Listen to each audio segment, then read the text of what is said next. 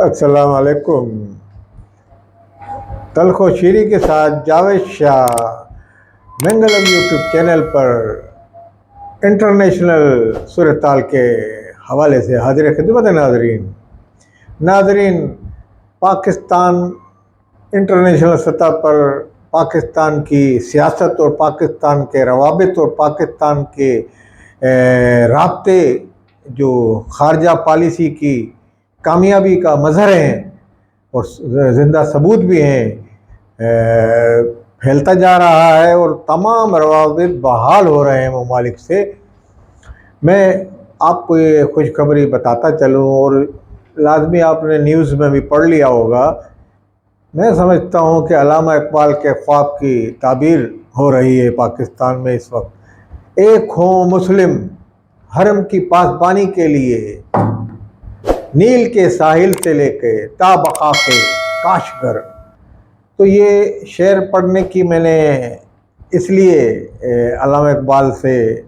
شعر کو ترجمہ اس کا میں آپ کو بتاتا ہوں کہ ایک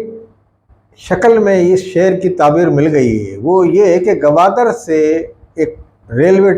لائن بچھائی جا رہی ہے جو کاشگر تک جائے گی۔ یہ چائنا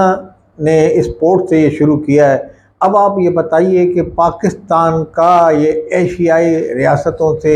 چائنا سے، یورپ سے، اس لائن سے کیسا رابطہ ہوگا اور پاکستان کیسی مستقبل میں ترقی کرے گا؟ لازمی اس مستقبل کی ترقی میں جو جماعت حکومت میں ہوگی، جو بھی اس وقت پارٹی، اس کا ہاتھ کہلایا جائے گا۔ لازمی اس وقت مہنگائی کا ایک طوفان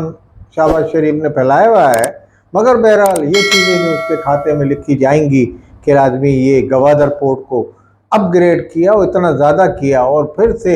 تمام چائنا جو سی پیک کا ہے معاملہ بہت تیز ہو چلا ہے اور کافی اس میں کام تیزی سے جاری ہے۔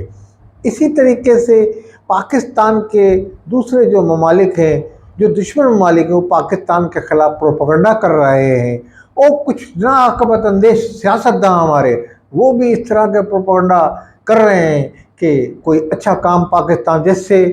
آئی ایم ایف امداد دے رہا تھا پاکستان کو، تو کچھ ہمارے ناعاقبت اندیش سیاستدانوں نے یہ کہا کہ جناب جو آڈیو لیک بھی ہوئی، کہ میں سمجھتا ہوں وہ بھی محب وطن ہے، مگر وہ اپنی سیاست میں اس حد تک آگے چلے جاتے ہیں کہ انہوں نے اس آڈیو میں کہا یہ پیسہ آپ نہ دینا، اور آئی ایم ایف کو بھی منع کیا گیا کہ بھائی آپ ان کو نہ دیں، یہ چور ڈاکو اس طرح کے۔ میں یہ سمجھتا ہوں کہ اس طرح کی باتیں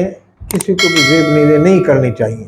بہرحال پاکستان کی جب بات ہو، یا پاکستان آرمی کی بات ہو، یا عدلیہ کی بات ہو، میں سمجھتا ہوں ان پہ انگلی نہیں اٹھانی چاہیے، اور ان پہ پاکستان کے مفاد کو اولویت دینی چاہیے، اپنی پارٹی کے مفاد کو ترجیح نہیں دینی چاہیے۔ اسی میں پاکستان کی بھلائی ہے، اسی میں پاکستان کی ترقی ہے۔ اب آپ یہ دیکھیے، روس سے تیل کا ایک جہاز جو ہے پانی میں اپنے سفر پہ جاری و ساری ہے پاکستان کی طرف۔ وہ 10 تاریخ تک، 11 تاریخ تک یہاں تیل کا یہ جہاز پاکستان پہنچ جائے گا۔ اب اس جہاز کے حوالے سے روس کو ناراض کرنے کی غرض سے ایک اور خبر چلائی گئی برطانیہ کے میڈیا کی طرف سے۔ برطانیہ میں ایک یہ جان بوجھ کے خبر چلائی گئی کہ جناب عالی یوکرین کو پاکستان نے میزائل دیے ہیں، اور کسی یوکرین کے اہلکار کے ہاتھوں یہ کہا گیا کہ بھائی یہ وہ جو پاکستانی میزائل ہیں یہ ناقص ہیں، اچھے نہیں کارکردگی۔ تو مطلب یہ ثابت کرنے کی کوشش کی کہ پاکستان کے میزائل ان کو یوکرین کو دیے گئے۔ لازمی یوکرین کی روس سے جنگ چل رہی ہے، تو روس کو ناراض کرنے کے لیے کہ روس جو گندم بھی دے رہا تھا، اور اس طریقے سے اس نے تیل کا یہ جہاز تو روانہ ہی کر دیا ہے، گیس کا مسئلہ بھی کسی حد تک حل ہونے پہ آ گیا ہے۔ تو یہ سب چیزیں یہ اپنی طرح یہ جو حکومت ہے جو اس وقت عوام سے میں یہ کہوں گا گالیاں کھا رہی ہے، عوام ان کو نام سنتے ہیں کہ عوام بولتے ہیں بھائی انہوں نے اتنی مہنگائی کر دی، یہ کر دی، وہ کر دی، اور بہت برا بلا ہے۔ انہوں نے اپنے سیاسی کیریئر کو میں سمجھتا ہوں جو پارٹیاں ہیں انہوں نے داؤ پہ لگا دیا ہے، مگر کس لیے؟ پاکستان کے خاطر گالیاں کھا رہے ہیں۔ اب تو پیسہ بھی نہیں ہے نا کہ بھئی کوئی چور اور ڈکیت اس پہ کھا رہے ہوں۔ تو میں سمجھتا ہوں کہ یہ لوگ کوششیں اپنی تئیں کر رہے ہیں، نکلنے کی کوشش کر رہے ہیں، اس بحران سے پاکستان کو نکالنے کی بھی کوشش کر رہے ہیں، وہ خود بھی اپنی ساکھ بحال کرنے کی کوشش کر رہے ہیں کسی حد تک، مگر مہنگائی کو کم کرنے کی کوشش میں ابھی تک کامیاب نہیں ہوئے۔ مہنگائی روز بروز اضافہ ہوتے جا رہا ہے، کیونکہ آئی ایم ایف کی شرائط بھی پوری کرنی ہے انہوں نے۔ اب آئی ایم ایف کی شرائط کے حوالے سے پی ڈی ایم والے یہ کہتے ہیں کہ بھائی عمران خان تھے جاتے وقت جب تیل کی پرائز بڑھانی چاہیے تھی، انہوں نے گھٹا دی تھی 50 روپے، تو اس سے بڑا لاس ہوا، اور وہ بہت یعنی کہ یہی آئی ایم ایف کا معاہدے کے خلاف ورزی ہوئی، تو انہوں نے یہ کیا اور وہ کیا، وہ ان پہ الزام لگاتے ہیں ان پہ۔ خیر اب الزامات تو ختم ہو جانے چاہیے، میں سمجھتا ہوں اب تو دونوں فریق بیٹھ بھی گئے، تو یہ پاکستان میں یہ اس سے انٹرنیشنل پہ کیا پیغام جاتا ہے، وہ میں یہ کہہ رہا تھا کہ یوکرین کو میزائل سپلائی کا الزام پاکستان پہ برطانیہ کے میڈیا میں لگا کر کیا کسی نے پاکستان کی خدمت کی؟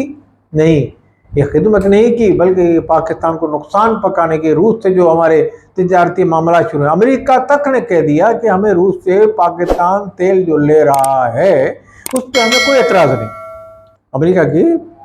اسٹیٹ ڈپارٹمنٹ کے اس اہلکار ان کے کہہ رہے تھے۔ اسی طریقے سے انہوں نے کہا پاکستان، برطانیہ کے انہوں نے کہا اعلیٰ حکام نے جو سرکاری ان کی ہے،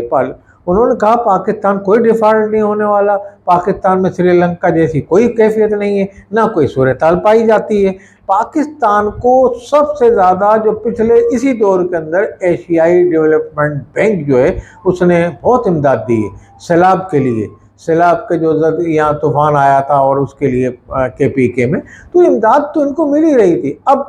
آئی ایم ایف میں شرائط لگائی تھی کہ جناب آپ کے یو اے ای اور سعودی عرب اس طرح کی ریاستیں آپ کو امداد دیں، پھر ہم دیں گے، تو انہوں نے تو امداد دے دی، 2 ارب کسی نے دی، میرا خیال ہے 1 ارب کسی نے دی، تو اس طرح کی امداد پہنچ بھی گئی، چائنا سے بھی اربوں کی ڈالر کی امداد پہنچ گئی۔ تو کہنے کی بات یہ ہے کہ اب آئی ایم ایف کی شرائط ساری منظور ہو چکی ہیں اور ان کی مان لی گئی ہیں، اور آئی ایم ایف بھی اپنی امداد بحال کر دے گا۔ ایک ہفتہ لگے گا اس کو، میں سمجھتا ہوں وزیر خارجہ نے خزانہ نے اسحاق ڈار نے کہہ دیا ہے۔ تو میں یہ سمجھتا ہوں صورتحال کسی حد تک تو بہتر ہوگی، مگر میں سمجھتا ہوں سیاستدانوں نے جو لڑائی پھیلائی ہوئی ہے انٹرنیشنل سطح پہ وہ بھی کسی حد تک کم ہوگی۔ میں یہ سمجھتا ہوں پاکستان کے باہر جو اب مظاہرے پی ٹی آئی کرواتی ہے یا خود وہاں کی قیادت پی ٹی آئی کی کرتی ہے، اور وہ فوجی جرنیلوں کو اوپر وہاں لعنت ملامت بھی کرتے ہیں، ان کی شکلوں پہ تصاویر پہ وہاں کرتے ہیں، تو بے عزتی تو دوسرے ملک میں یہ نہیں ہونا چاہیے، ان کو روکنا چاہیے پی ٹی آئی کی اعلیٰ قیادت کو۔ اور نواز شریف کے جو گھر پہ جو احتجاج ہوتا ہے اس کو بھی میں سمجھتا ہوں خیر سگالی کے طور پر، جب آئندہ الیکشن ہو رہے ہیں دونوں فریق بیٹھ گئے ہیں ایک دوسرے کا، تو ان چیزوں کو میرا خیال ہے اس پہ روک تھام کی جائے، یہ کسی صورت اچھی نہیں ہوتی۔ تو میں یہ سمجھتا ہوں ایک خیر سگالی کے طور پر اس چیز کو روکا جائے، کیونکہ نواز شریف نے بھی وہاں کا جو کونسلر ہے، جو وہاں کے کونسلر بڑے پاورفل ہوتے ہیں، جارج فشر، ان سے کہا ہے کہ جناب میرے گھر کے باہر مظاہرہ ہوتا ہے، لازمی روز مظاہرہ ہوتا ہے، روز ان کو چور چور کے نعروں کی آواز ان کے کان میں گونجتی ہے نواز شریف کے اپنے جو فلیٹوں کے جہاں وہ رہتے ہیں، تو اس کی وہ روک تھام کے لیے وہ کوشش کر رہے ہیں۔ تو یہ صورتحال پیدا ہو گئی ہے، تو انہوں نے وہاں کے جنرل کونسل سے انہوں نے پولیس سے رابطہ کہا کہ آئندہ کوئی مظاہرہ یہاں نہیں ہونا چاہیے۔ دیکھیں میں تو سمجھتا ہوں کہ ان کو روک تھام پولیس کی طرف سے نہیں، پاکستانی اعلیٰ قیادت کو پی ٹی آئی کی اس چیز کو روک لینا چاہیے۔ کوئی عوام از خود مظاہرہ نہیں کرتا جب تک ان کو اشارہ نہ ہوتا، یہ تو ہمارے باشعور عوام اور سیاسی سوچ رکھنے والے سب سمجھتے ہیں۔ تو اس طرح کے مظاہروں سے پاکستان کی بدنامی ہوتی ہے۔ آپ پاکستان کے کوئی بھی ادارے کے سربراہ کو باہر کے ملک میں لعنت ملامت کریں گے تو پاکستان میں کی بدنامی اس ملک میں ہوگی، اور اس سے اس کی شہرت کو بھی داغدار ہوتی ہے۔ پہلے ہی پاکستان کی پوزیشن انٹرنیشنل سطح پہ کچھ کمزور ہے، تو اس طریقے سے ماضی کے جو سیاستداں اور حکمراں رہے یہاں کوئی بھی ہو، انہوں نے جس طریقے سے پاکستان میں یہ اپنی حکومتیں چلائیں، تو اس طرح کا सूरत-हाल से पाकिस्तान की बदनामी होती है। मेरे कहने का मकसद ये, तो इसको फौरी तौर पर ख़त्म किया जाए, इंटरनेशनल सतह पे पाकिस्तान का इमेज बहाल किया जाए। और ये तमाम सियासतदानों का फ़र्ज़ है हमारे कि पाकिस्तान की इंटरनेशनल सतह पे साख जो गिरती जा रही है उसको बहाल किया जाए। और इसी तरीके से जो हुकूमत में आने वाली पार्टी है, मिसाल मैं ये समझता हूँ, मेरा राय में PTI पाकिस्तान में हुक्मरान जमात बनेगी आइंदा आने वाले दिनों में, तो वो PTI को इसका इदराक करना चाहिए। और अब इन चीज़ों को, मुजाहरों को, सिलसिलों को और बाहर के जो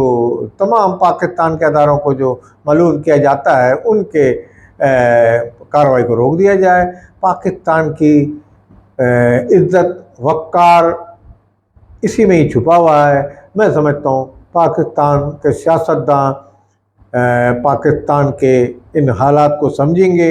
और मैं समझता हूँ जो हुकूमत में आने वाली पार्टी है उसकी ज़्यादा जिम्मेदारी होती है। और PTI आइंदा इलेक्शन में जब भी होंगे